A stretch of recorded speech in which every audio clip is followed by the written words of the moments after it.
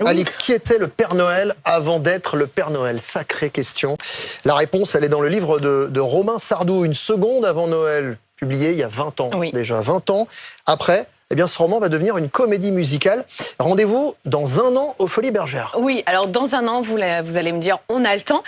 Oui, mais pas sur BFM TV, puisqu'on a décidé de vous faire vivre toute la création du spectacle. C'est vrai, on parle toujours du spectacle une fois terminé, mais comment ça se fabrique? Eh bien, première étape, et on y était, les castings. On y était début octobre pour trouver donc le tout jeune Père Noël. Alors peut-être que celui que vous voyez là a été choisi, je ne peux pas encore vous le dire. En tout cas, on entend déjà la musique et ça s'annonce absolument grandiose.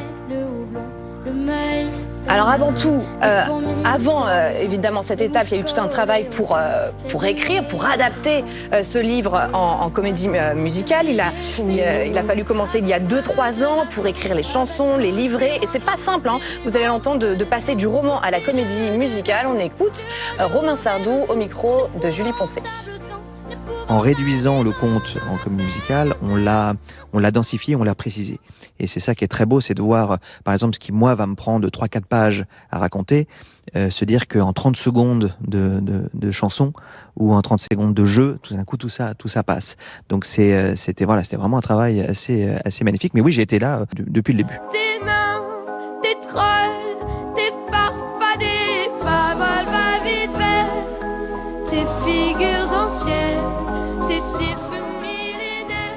Voilà, ça a l'air magnifique, sublime. c'est sublime. C'est mignon. Et ensuite, eh bien évidemment, tout va s'enchaîner. Il va falloir créer il y aura les répétitions, il y aura les décors, les costumes aussi qui vont être signés par le styliste Charles de Villemorin. Donc on va suivre ça pas à pas pour vous. Et puis il y a une autre préparation aussi. Alors ça se passe pas au théâtre, mais ça se passe en cuisine, puisque qui dit conte de Noël dit bûche de Noël. Et là, la production, c'est assez étonnant, c'est associé avec Nina Métaillé, meilleure chef pâtissière du monde en 2023.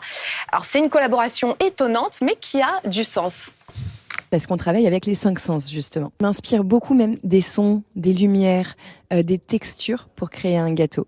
Parce qu'on a besoin de rendre l'expérience concrète, on a besoin de créer une histoire pour pouvoir la retranscrire. Et en fait, dans le spectacle vivant, il y a toutes ces émotions. Alors, les essais vont durer longtemps parce qu'il faut en général une centaine ou 200, 150 essais jusqu'à arriver au produit final pour que ce soit cohérent. Voilà, donc vous l'avez compris, encore pas mal de travail, mais on continuera à vous faire vivre en exclu sur BFM TV toute la préparation de ce spectacle familial, 1 seconde avant Noël.